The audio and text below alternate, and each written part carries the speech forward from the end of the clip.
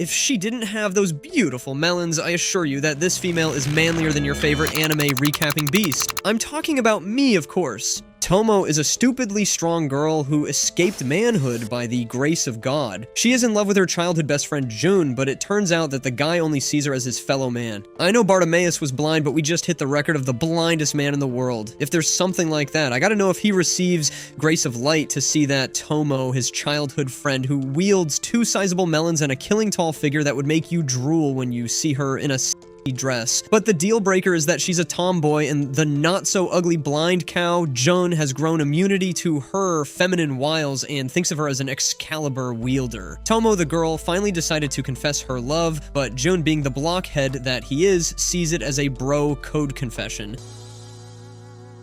The next day, Tomo leaves her house and bumps into Jun like they've done a million times before. They've been practically glued to each other since they were kids. She remembers that one time she wore a skirt to school, and Jun, the king of the blind, told her it didn't suit her. Oh, and if that wasn't bad enough, in the present, he gives her a hearty slap on her buns, and her response was a solid punch straight to his gut. This girl isn't just a schoolgirl. She's a karate master. They make their way to school, and in class, Tomo chats with her friend Misuzu. Misuzu's been around forever too, and she's got some opinions. She tells Tomo that if she acts like a boy, Jun's going to treat her like one. Tomo tries this new approach, but Jun tells her she sounds like an old man trying to sound cool. They argue, and Tomo lands a sweet uppercut on him. Later, Tomo goes home, and her dad sees the bruises from her little fight with Jun. He's not mad about the bruises, he's mad that she lost. She fires back, reminding him that, newsflash, she's a girl, and maybe he shouldn't have trained Jun in the first place. The next morning, on their usual walk to school, Jun apologizes.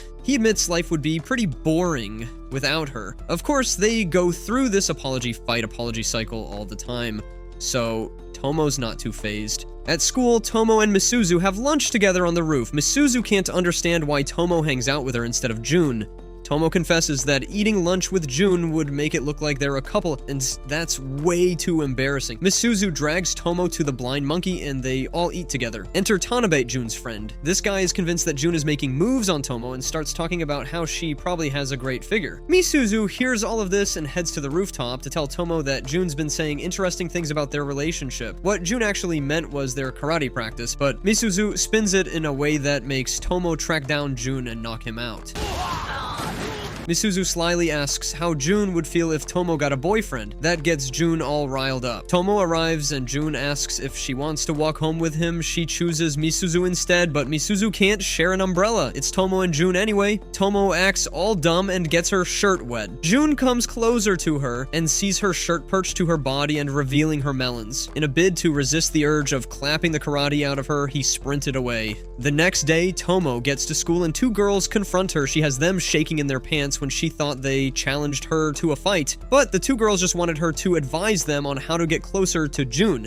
Tomo was sitting next to Jun on a bus, and he's still as blind as F. Out of nowhere, some creep from behind started having for himself a good feel of Tomo buns. Her first instinct was to turn around and deliver a karate chop straight to his nose, but she wanted Jun to step up. Jun noticed something was off and stormed over to the man, and I was hoping for a knockout, but he just handed the man to the cops later. As they took a walk in the park, Jun ruined the moment by telling Tomo she shouldn't wear skirts anymore. The next day, Tomo met up with Misuzu, who was furious when she heard about the but quickly calmed down and asked for more details. Tomo explained how Jun's big advice was to wear slacks instead of skirts, and well, she knocked Jun out for that brilliant comment. Misuzu suggested Jun was just trying to protect her. Then Misuzu noticed Tomo was wearing long shorts underneath her skirt and convinced her to ditch them. Tomo protested, but Misuzu explained that it's perfectly normal for girls to just wear underwear under their skirts. Reluctantly, Tomo agreed. As Jun waited for Tomo, he nearly fainted when he saw her without those shorts. His mind was like clap, clap, clap. They rode the bus, and because of Tomo's skirt, Jun felt like everyone was ogling down at her peach covers, and naturally, he pouts all throughout the bus like Luffy when he couldn't find any meat.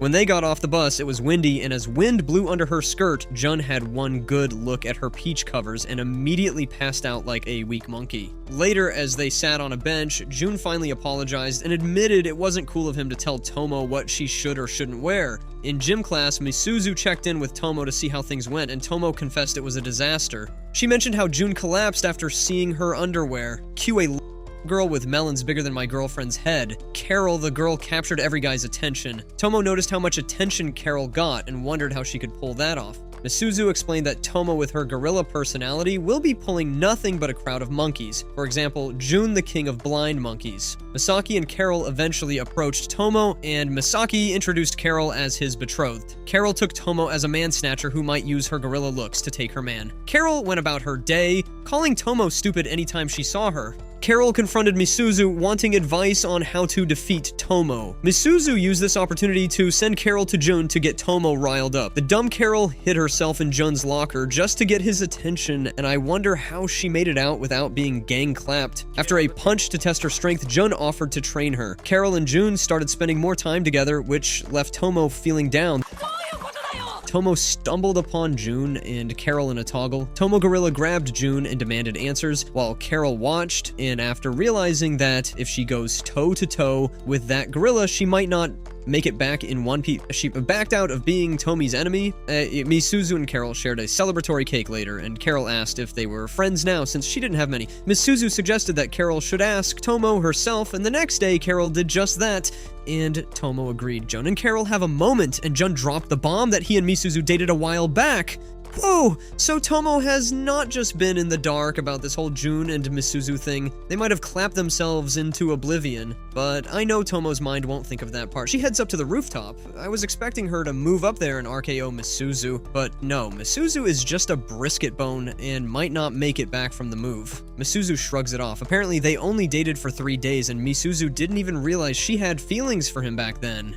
Now that Tomo's caught up, Misuzu spills the tea about how Jun confessed during their second year of middle school. After a few cycling trips, Misuzu hit her breaking point, mentally and physically. But before she could drop the "we need to talk" bomb, Jun beat her to it. Damn! That left a scar bigger than Naruto's tragic backstory. Misuzu reassures Tomo that she doesn't have any lingering feelings for Jun. Nope. Tomo is relieved, and later Misuzu corners Jun because she wants to know why he broke up with her. Was it because of Tomo? Was there some secret, heart-fluttering moment where he fell for Tomo? Jun apologizes and takes all the blame. Cut to Tomo and Jun walking home. Tomo asks this blind monkey if he's into anyone right now, and he says he's not.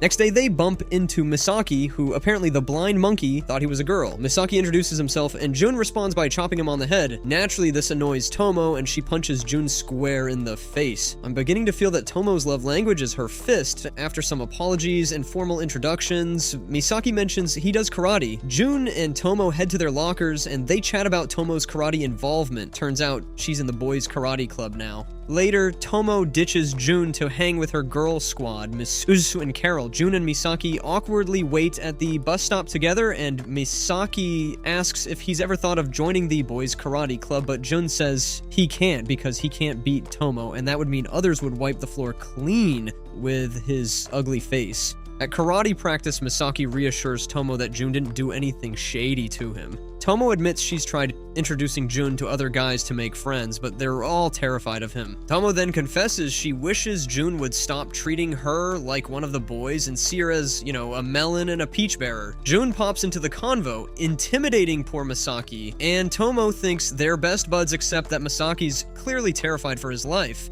Meanwhile, the mean girls of the anime Mifune and Ogawa are gossiping about Tomo's appearance behind her back. Tomo and Misuzu crash their little chat, scaring them off. Tomo is confused and asks why they're talking bad of her. Misuzu explains it's because of Tomo's tomboyish clothes. Misuzu brings up Jun again and warns Tomo that if she doesn't hang out with him more, he might catch feelings for someone else. Misuzu gives Tomo some solid advice. Be the one to ask him out next time. Go shopping, maybe hit up some karaoke, get those romantic vibes going. Tomo asked Jun if he wanted to hang out during the break. Misuzu's in full wingwoman mode and tells Tomo to treat this like a date. Then it's off to the mall to shop with Misuzu and Carol for some not too girly, not too boyish clothes. Finally, Tomo's all dressed up and she meets Jun for their totally not a date hangout. They hit up all the fun spots, but Tomo's freaking out internally, thinking she'll mess it up. To recover, she drags Jun to a karaoke room where he teases her into singing. Now, she picks a children's song and goes for it while Jun records her performance.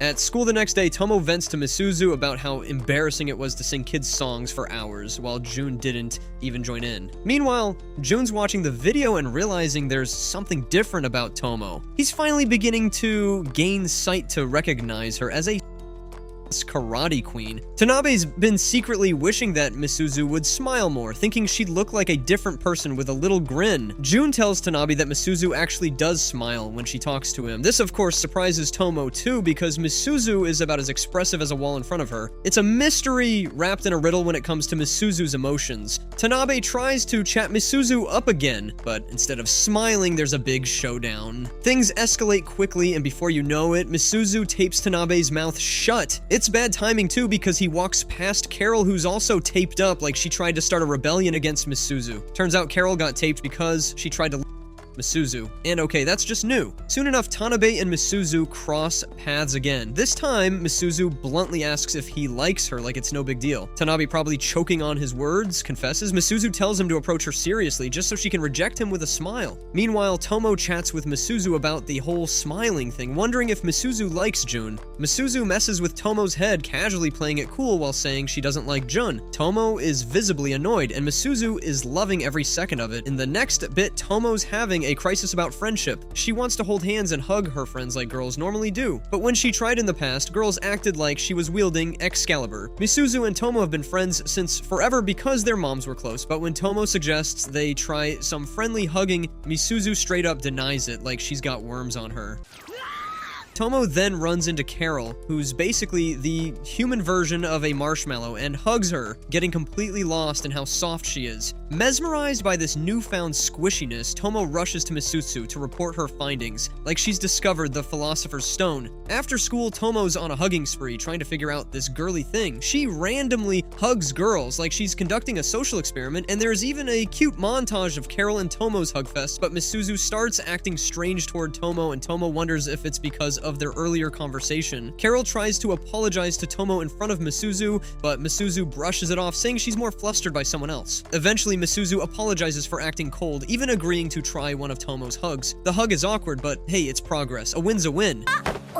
Misuzu then casually suggests Tomo try hugging Jun, probably knowing chaos would ensue, and of course chaos does follow. Tomo sneaks up on Jun after school, hugs him, and it escalates into a fist fight. Tomo ends up pummeling him. Told you she was more fist... Jesus!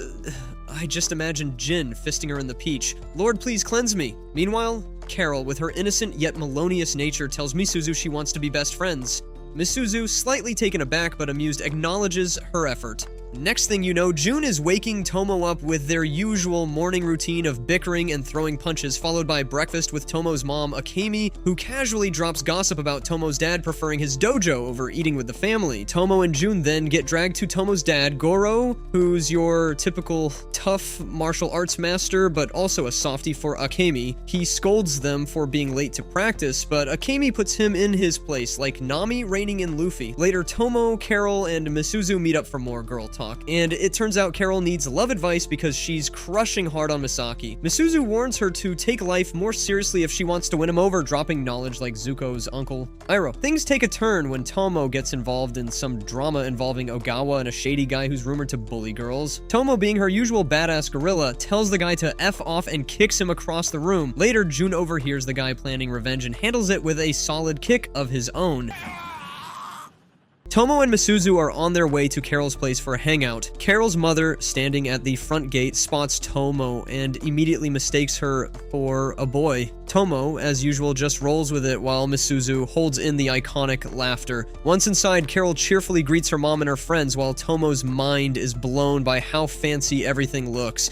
It's like stepping into a Barbie dollhouse with a touch of melons on the Barbie themselves. I wonder why Barbie never has melons except for the pink princess Nicki Minaj. The rest are competing with rulers. Misuzu, who's always quick with a comment, reminds Tomo that Carol is filthy rich. Carol is too busy showing off old photos of herself as a baby, which somehow makes her even more adorable. Misuzu leaves to use the bathroom, but Carol's mom stops her in her tracks. The woman is oddly intense, asking Misuzu if she's been mean to Carol lately. Misuzu, with her usual sharp tongue, jokes about only being friends with Carol for her money. Carol's mom laughs. Meanwhile, Tomo and Carol decide to pass the time with a friendly game of Othello. Friendly for Carol, at least. Misuzu and Tomo absolutely crushed. It's like playing chess. as a beginner with a ruthless and brutal pro who only cares about winning. After the game, Carol's mom pops in again, giving both Tomo and Misuzu a warm hug, insisting they should come over anytime. The whole thing feels like the kind of overly affectionate moment you'd find in a shoujo anime, or to be specific, Wonderful Precure. It's the only anime where you fight bad guys with hugs. Next up, Tomo and Misuzu decide to hold a study group to prepare for their midterms. Carol, of course, wants to join in, and Misuzu reluctantly agrees. Jun suddenly pops out of nowhere, asking Tomo if she wants to study with him instead. Misuzu, who clearly has no time for his antics, puts him in his place faster than a tsundere snapping at her love interest.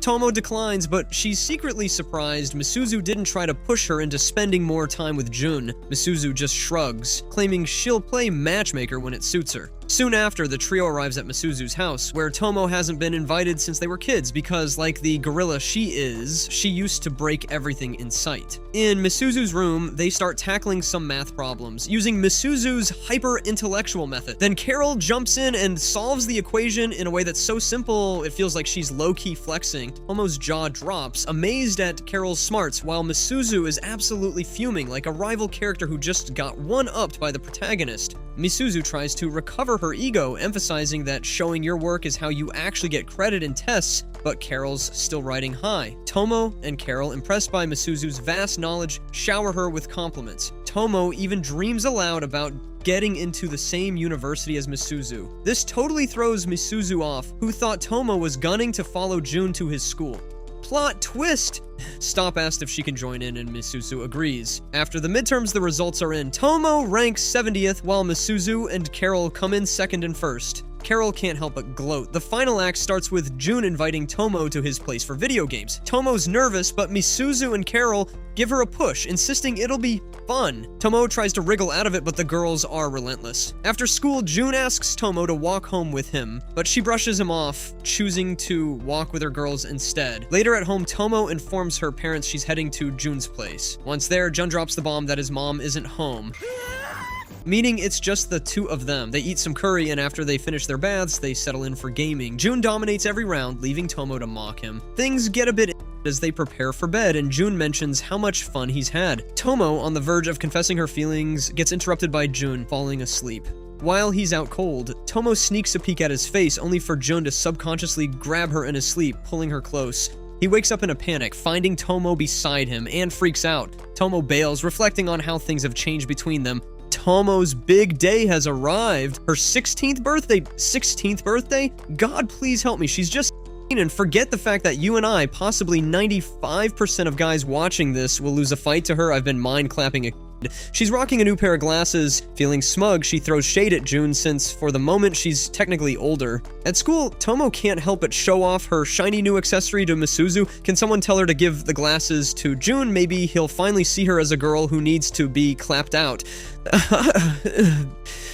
Misuzu gifts Tomo some reference books, while Carol hands her a literal gold brick. Yeah, because that's a totally normal birthday present. Misuzu asks if Tomo's down for a weekend makeover session, promising to transform her. Fast forward to the weekend, and Tomo arrives for her makeover. Misuzu and Carol are on a mission to make Tomo more girly. They slap some makeup on her, throw her into a cute skirt, and top it off with a wig.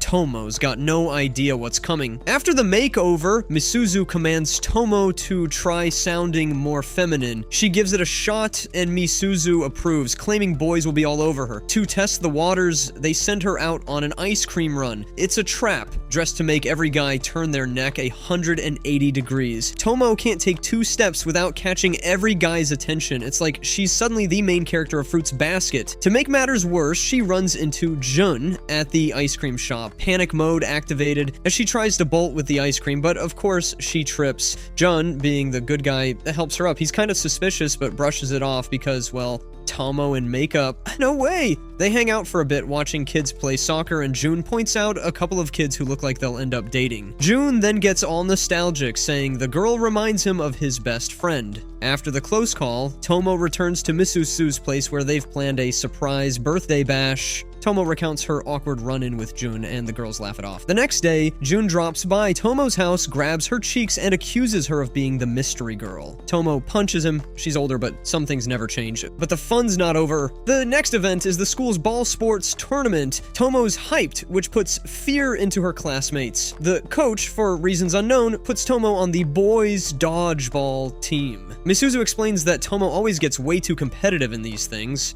The tournament kicks off, and Tomo and Jun's team steamrolls the competition. Before the finals Tanabe, the team's comic relief warns them about Goma, the school's resident judo master. Goma's strong like Dragon Ball Z strong, and he's the final boss. Jun and Tomo are amped to face him, though. Meanwhile, Misuzu and Carol, who have already lost their volleyball match, are just here for the drama. In the final round, Goma says Tomo doesn't look so soft, and he's more interested in fighting Jun. He makes a bet. If he wins, Jun has to join the judo club. Jun, not thinking, agrees, but forgets to set his own stakes. Meanwhile, Tanabe tries to impress Misuzu but gets knocked out faster than a background character in Attack on Titan. I wanted to reference Baki, but everyone there can beat the crap out of me. Goma's eliminating players left and right, and when he targets Tomo, Jun steps in to protect her. That's when things get serious. Tomo is fired up by Jun's sacrifice and throws the dodgeball with everything she's got. It's like she's channeling her inner One Punch Man and sending a Kamehameha, but instead of landing the hit herself, she passes it to Jun, who's still on the sidelines. But plot twist, Tanabe of all people, catches the ball and hurls it at Goma, securing the win. After the tournament, Tomo, Misuzu, and Carol regroup. Tomo's still buzzing about the game and how much fun she had with Jun, but Jun's got his own post-tournament battle with Goma. They spar, and although Jun wins the first round, Goma clobbers him in the rest. Jun doesn't mind. His motivation to defeat Tomo keeps him going. As they walk home, Jun admits he wants to be more like Tomo, and she just laughs. Let's rewind to when Tomo and Jun first met as kids. It all starts with Jun quietly absorbed in his gaming system like it was the melons of life. Tomo, being the little ball of chaos she is, gets curious and the gorilla breaks the game system. But instead of a heartfelt apology, Tomo's version of sorry involves throwing a punch. Imagine someone breaking my imaginary PS5 and beating the daylight out of me afterwards. After the introduction by impact, Tomo and Jun officially introduce themselves, although at this point, fists have already spoken louder than words. To make things even more awkward, Tomo and her dad show up at Jun's place to apologize. Her family, as usual, is eccentric to say the least. Jun's there wondering if this family is even real. Tomo and Jun hit it off and become friends. Once you've been punched, there's no going back. Don't punch me though, give a punch, drink please. Fast forward, and Tomo decides to bring Jun along to meet Misuzu with her signature deadpan personality and doesn't exactly roll out the welcome mat. She goes something in the lines of him playing together, fine I guess, and they're bug catching in the forest because when you're kids in anime, catching bugs is a must. Enter rivalry. Jun and Misuzu start competing for Tomo's attention with rhinoceros beetles like it's a Pokemon battle. Jun manages to impress Tomo with his beetle capturing skills, and she notices he's starting to smile more. Present-day Jun, reflecting on this memory, realizes he was getting stronger, not just physically, but in keeping up with Tomo's wild antics. But wait, there's more drama. Jun's game system gets stolen by some random bullies.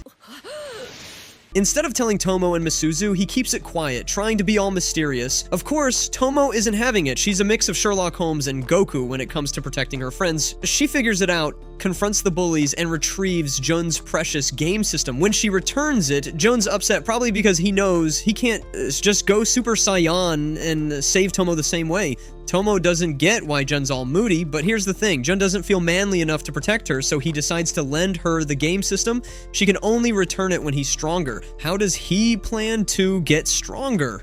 By training with Tomo's dad, naturally. Flash forward to the present, and Tomo's still playing on Jun's game system. She's wondering when the heck he's going to take it back, especially since he's probably way stronger than her now. Let us go to the home of excuses to walk around in underwear, the beach. It's summer break, and Tomo, Jun, Misuzu, and Carol are hitting the shore. Misuzu originally didn't want to go, but Carol convinces her because they want to witness Jun's reaction to Tomo in a swimsuit. Okay, I won't lie. I want to see his reaction too. When he saw a flash of her peach covers, Jun's waiting awkwardly for the girls to get ready by the portable toilets, staring up at the sky like he's contemplating the mysteries of life, but he should be wondering why he's not still seeing Tomo as clappable. Carol and Misuzu tease him about what he's really waiting for. Tomo finally comes out and Jun sees her in her swimsuit. Predictably, he freaks out. Tomo and Carol go racing to the ocean while Misuzu and Jun stay behind, acting way too cool for water. But Tomo's not done with Jun. She drags him to play with her, and for a moment it's all fun and games until Carol tries to cling to Jun. Tomo, being Tomo, throws rocks at them. Yes, rocks. Carol, being her ditzy self, wonders why Jun's keeping his distance. While she's wondering that, I'll be having the time for myself ogling at all the melons I can see. Misuzu casually drops the bomb, saying Jun's probably weary of Carol and Tomo's big, juicy melons. Then, of course, a random beach dude tries to hit on Tomo, but Jun steps in to shut it down fast. The awkward hero moment leaves him feeling like he overstepped, but Carol doesn't care. She's off getting into trouble, and Jun's stuck cleaning up the mess. Tomo's a mix of jealous and clueless, and Misuzu suggests she should just stay within Jun's eyesight for the rest of the day. It's summer break, and you know what that means. Time for shenanigans. I was going to plainly write a line in Cardi B's song that says, "You and I don't deserve no peach." I know that's right. But then I just wanted to remind you that broke boys don't deserve no kitty. Tomo, Misuzu, and Carol are hanging out when they decide to play the classic King's game. Misuzu gets the crown, and like the master manipulator she is, tells Tomo she has to attend the summer festival with Jun alone. Tomo gets all flustered and awkward and heads over to Jun's house to ask him to the festival. He agrees, but he's playing it cool, too cool, like someone trying not to freak out during their first anime convention. Meanwhile, Tomo's walking away, looking like she just challenged a boss battle she's not ready for. Cut to Jun in his room, and surprise, surprise, he's actually hyped. He's practically doing mental backflips, excited for this alone time with Tomo. He's still stuck on her love confession from episode 1, can't wait to turn down a lady with the "I love you" like a cis line. But that day might not come because no one loves me.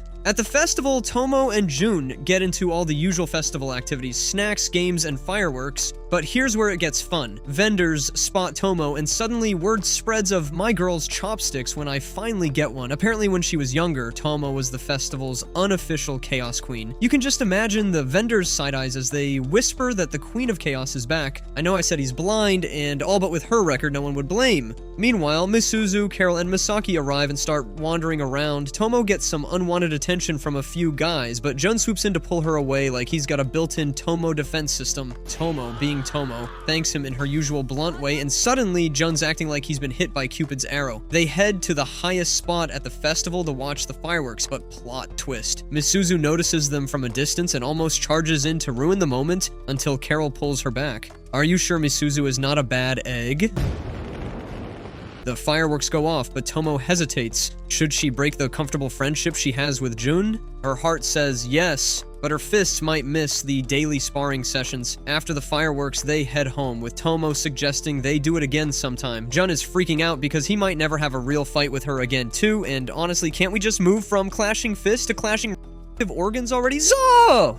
The next day at school, Tomo's venting to her friends on the rooftop about how Jun's been acting weird. Misuzu's pondering life like a philosopher, wondering what everything's gonna look like once Tomo and Jun have finally become a couple. But just when things start to feel deep, some random dudes start bothering Misuzu. Cue Carol showing up like Thor with the tasting powers, shocking one of them before dragging Misuzu off to hide in an abandoned factory. Naturally, Misuzu calls Jun to come rescue them, but asks him not to tell Tomo. Tomo finds out and insists on tagging along. As they're rushing to save the day, Misaki overhears, and now he's worried about Carol. The group splits up, and when Tomo finally finds Misuzu and Carol, Tomo bursts in, ready to throw hands. Jun joins the beatdown squad, and it's on until Misaki shows up, sees Carol looking a bit roughed up, and goes full berserker mode, but just before he delivers the final blow, Carol clears things up. Back at school, Jun starts acting more affectionate toward Tomo, which makes her all giddy.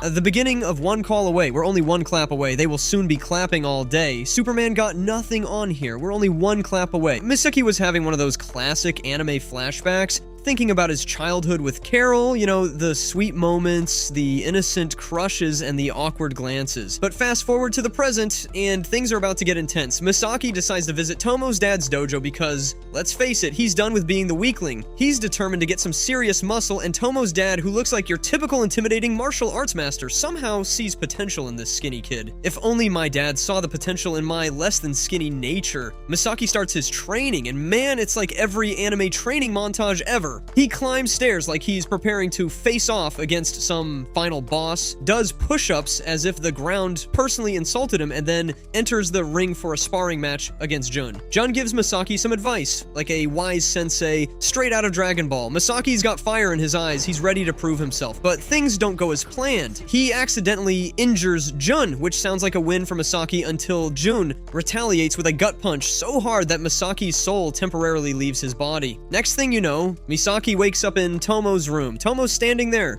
probably with a mix of concern and amusement on her face. She's impressed with his effort, but not his KO status. Later, Misaki and Carol are walking to school, and Misaki, being the clueless anime side protagonist he is, proudly tells her about his dojo adventures, but then he drops the bomb that he's doing this to earn Tomo's acknowledgement. Carol's face twists in rage. I mean, she might as well have gone full attack on Titan mode right then and there. She storms off to find Jun and asks him to hang out later, probably to make Misaki jealous because, you know, classic anime love triangle. Carol bumps into Misuzu on her way, and Misuzu, who's always scheming like a character from Death Note, warns Carol not to mess with Tomo and Jun's romantic progression. Later, Carol and Jun hang out, and she confesses that she feels bad about being mean to Tomo and Misuzu. Jun, the big-hearted fool, assures her that they'll forgive her because, well, take a look at her melons and take a look at her face. She's just a cutesy marshmallow. They end up in Jun's room. Carol's plotting to torture Tomo for standing in her way with Misaki.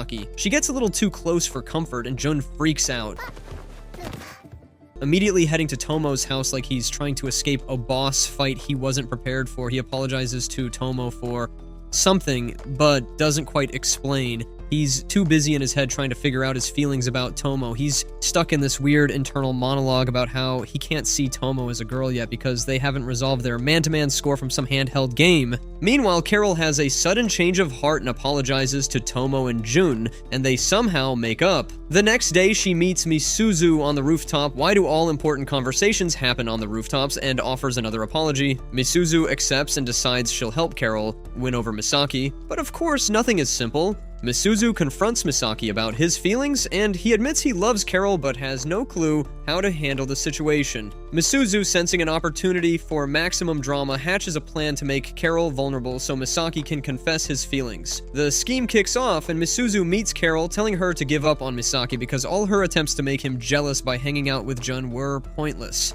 Carol is heartbroken and leaves to meet Tomo and Jun, who are just as confused as we are. Misuzu goes to Misaki and spills the tea on how her conversation with Carol went down, and Misaki sees how he just messed the F up. Misaki rushes over to Carol's mansion and he finds her crying, which is super rare for her, and Misaki finally confesses his feelings. Carol, through tears, confesses back, and just when you think they're about Carol's mom shows up, pulling Misaki aside like she's about to give him the Full Metal Alchemist lecture on responsibility. She's worried Misaki will change Carol, but Misaki reassures her that Carol has plenty of people who love her now, and she doesn't need to worry. Back at school, Misuzu and Tomo are worried about Carol, but she arrives in a ridiculous rabbit hat, scaring Misuzu half to death. Tomo and her gang sign up for a marathon, and it's game on. Tomo and Jun naturally are leading the pack. They make this epic, dramatic vow, like something out of One Piece, where they swear to be rivals and fight to the end, except instead of supernatural fruit-induced power battles, it's just running, but suddenly, boom, Tomo faints mid-race like she's channeling her inner Sakura Haruno during a training session gone wrong. Total plot twist. Jun, being the reliable guy he is, swoops in and carries her to the hospital. Tomo wakes up in a hospital bed with Misuzu and Carol standing by her side looking way too calm for what just happened. And Misuzu, always wanted to keep things spicy, casually tells Tomo to milk the situation and get something out of Jun. When life gives you a fainting spell, use it to your advantage and get your man. Misuzu and Carol give them some alone time, and Jun, ever the gentleman, mentions that Tomo's mom, Akemi, is on her way, but Tomo does not want to wait. She tells Jun to take her up to the car. Why walk when you have a human taxi service named Jun? As they're walking, Tomo apologizes for ruining the race, but Jun, being as cool as Tanjiro from Demon Slayer, brushes it off like it's no big deal. The next day, Jun checks up on Tomo at her place. She hands him back his gaming system as if returning a lost weapon, saying he's proven himself to be the stronger warrior. But don't let it go to your head, she says, because she's already plotting her next challenge. They laugh it off, and Jun admits he doesn't mind them being on equal footing. It's like when Goku finally sees Vegeta as a true rival. And then there's a flashback to the Aizawa dojo where Jun landed his first hit on Tomo. Tomo's acting weird about it, and Jun is picking up the vibes. But Tomo's dad, being all wise and fatherly like Piccolo, knows Tomo can't walk the same path as him. That's why she's all out of sorts. Fast forward to the entrance ceremony, and Jun's baffled. Why is Tomo wearing a skirt? He's so used to seeing her as one of the guys that this just doesn't compute. Misuzu gets the full scoop and immediately calls Jun out for being, well, an idiot. How does he not know Tomo is a girl? It's like someone missing the painfully obvious plot twist in Attack on Titan. Meanwhile, Jun's still in his own world, getting approached by random classmates asking if he's dating Tomo. He doesn't even answer, just bolts like Usain Bolt, leaving behind a dust trail of confusion. Then comes the moment where Jun overhears Tomo chatting about relationships with some other girls. Suddenly, he's gone, like Sasuke after a dramatic moment. He's processing all these confusing feelings and finally realizes he never apologized for thinking Tomo was a guy for so long. Imagine that awkward conversation, 16 whole years of mistaken identity. Back in the present, Jun's struggling with how to shift their friendship into something more. Meanwhile, Misuzu's trying to find a way to slow Tomo down, metaphorically speaking, so she can keep up. She stumbles upon Jun eating lunch solo, probably looking as lost as Luffy without his crew. Misuzu strikes up a conversation, and it's clear Jun doesn't want anyone to replace Tomo. Misuzu, sharp as always, tells Jun to just make up with her, but before she leaves, Jun has a wild idea. Why not ask Misuzu out? Shift, let me clear my throat.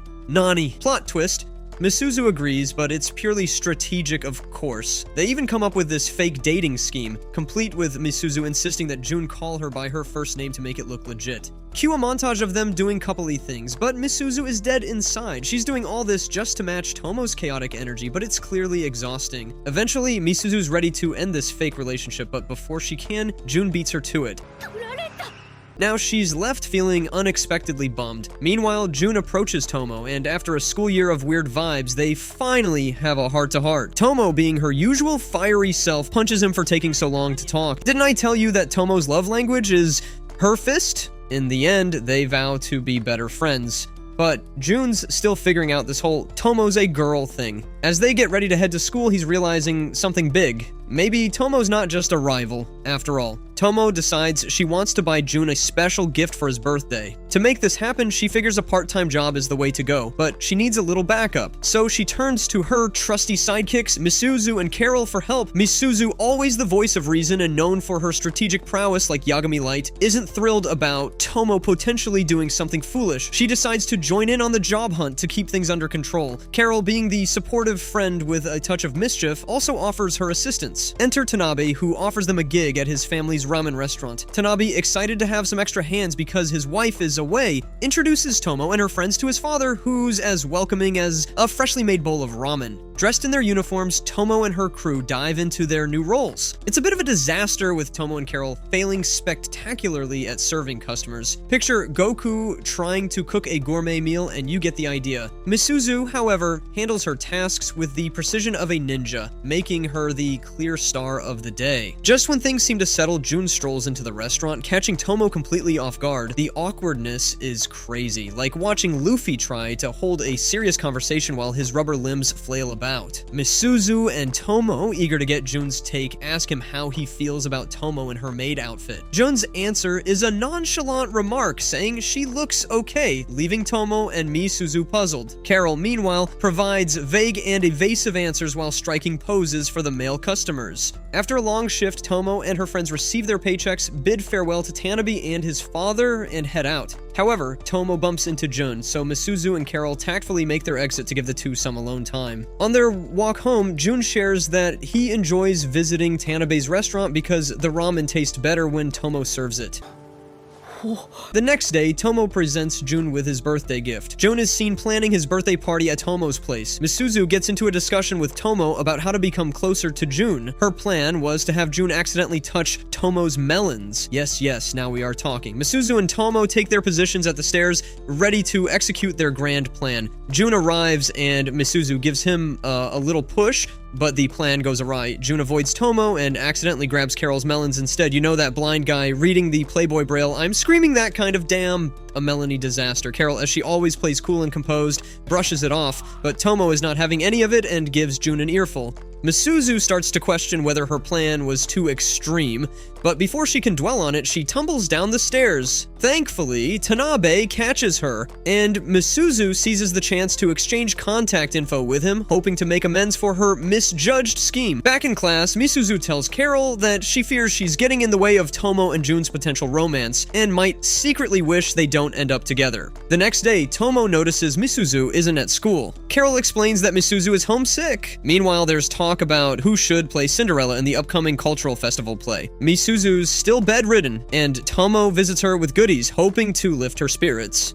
Tomo mentions that she's noticed Misuzu spending a lot of time with Carol and feels a bit neglected. She leaves a pamphlet for the Cinderella play behind, advising Misuzu not to overthink things. Misuzu, however, is baffled to find that Carol voted for her as Cinderella, while Tomo will play the prince. When Misuzu's practice sessions with Carol and their friends don't go as planned, she begs Tomo to practice on the roof. Tomo, feeling envious and wishing she could have a role more suited to her style, leaves in frustration. Misuzu starts to wonder if she's somehow cursed Tomo, making her feel unworthy of June's affection. As everyone gets into costume for the play, Misuzu notices that while everyone else is moving forward, she's stuck in a rut.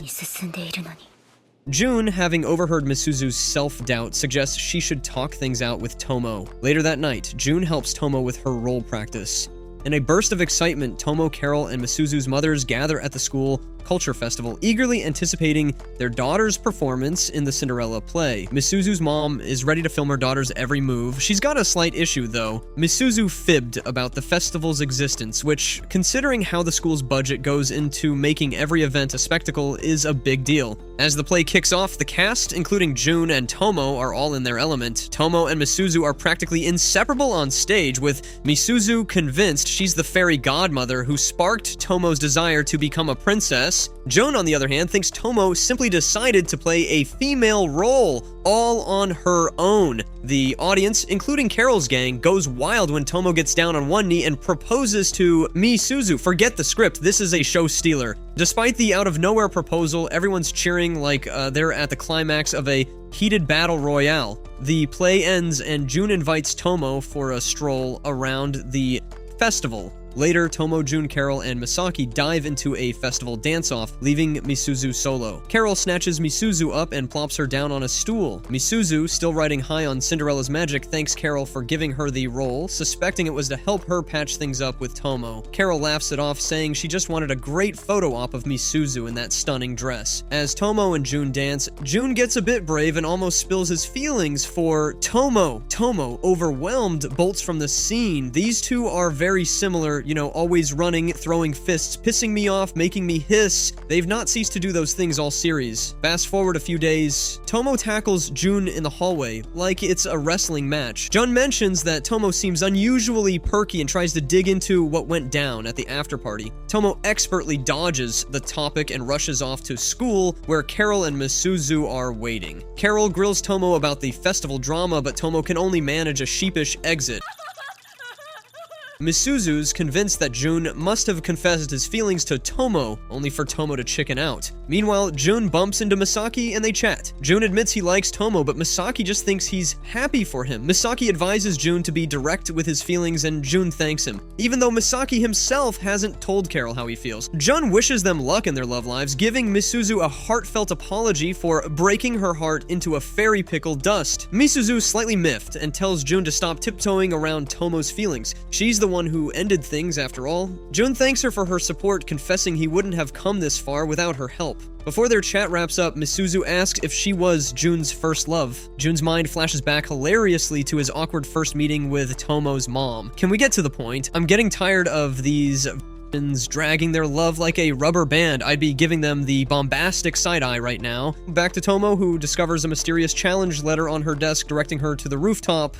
June appears there, reflecting on Tomo's initial confession of her feelings. He questions whether she meant it as a friendly gesture. Tomo, frustrated, says she's been trying to be more girly for his blind ass to see, which June didn't realize The situation escalates and Tomo, in a burst of rage, punches Jun in the face. Are you still doubting that it's a love language? As Jun lies on the ground, Tomo reflects on her actions and feels guilty for hitting him. Jun, still recovering, tells Tomo he loves her, but she storms off to meet Misuzu and Carol. Okay, now that's just not the kind of reaction I was expecting. Carol suggests she and Jun should just go out already, but Tomo's too scared. Misuzu reassures Tomo that she doesn't need to change who she is to win Jun's heart. She feels guilty for the mess between Tomo and Jun.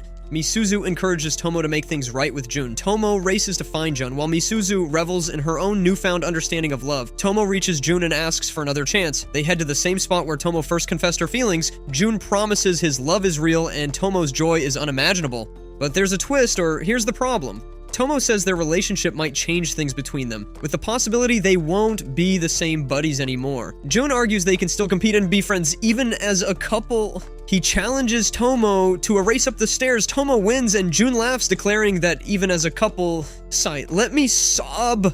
Why am I so alone? What have I done to deserve this? They decide they should keep up their friendly rivalry. Tomo tells Jun she loves him, and in a classic anime shock moment, Jun stumbles down the stairs. Tomo checks on him as he lies there, congratulating himself on a win, while Tomo looks on, amused.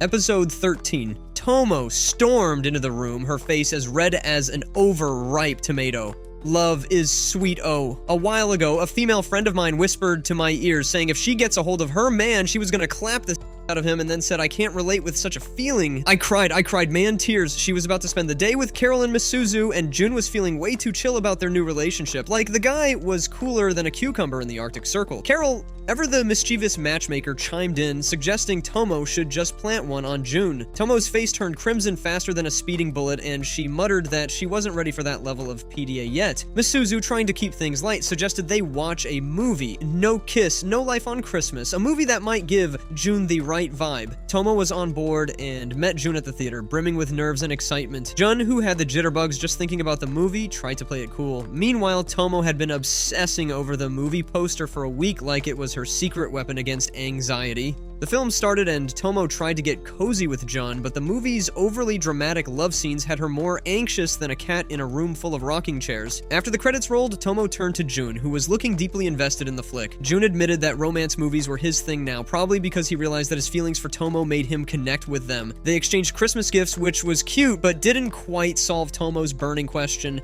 how to make Jun like her even more. Later, Tomo stayed over at Jun's place. They were both so nervous they might as well have been stuck in a pressure cooker. Tomo eventually had enough and blurted out that she came there to kiss Jun.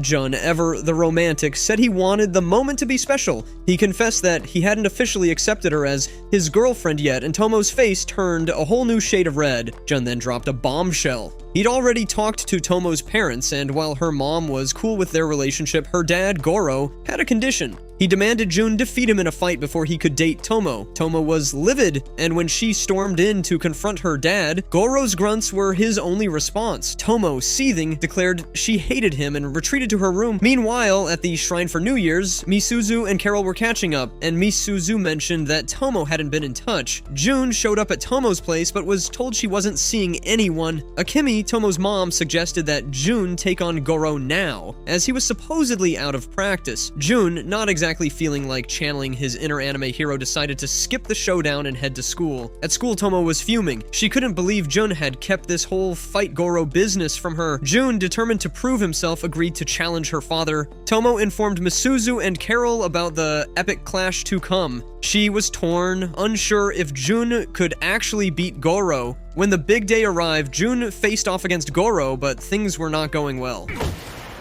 Tomo, after getting a pep talk from Misaki, decided she couldn't just stand by. She dashed from the dojo to her home, where Jun was barely holding his own. Just as Jun was about to lose hope, Tomo interrupted, challenging her dad herself. She told Jun she didn't want to interfere with his fight, but wanted to take a shot if things didn't go as planned. Jun was not about to let his fine mama fight his fight. He faced Goro one last time. This time, he found Goro's weak spot and managed to win the fight. After the dust settled, Jun confessed his love for Tomo and asked her out. Tomo, her nerves finally giving way to excitement, took the chance to clap the shy out of his lips. Sigh, this is a complete love story. If there were to be a twist, what do you think it would be? If you liked the video, make sure to check out one of these other two right here. Also, if you want to see the full plot-filled version, no restrictions, just subscribe to our Patreon in the description below.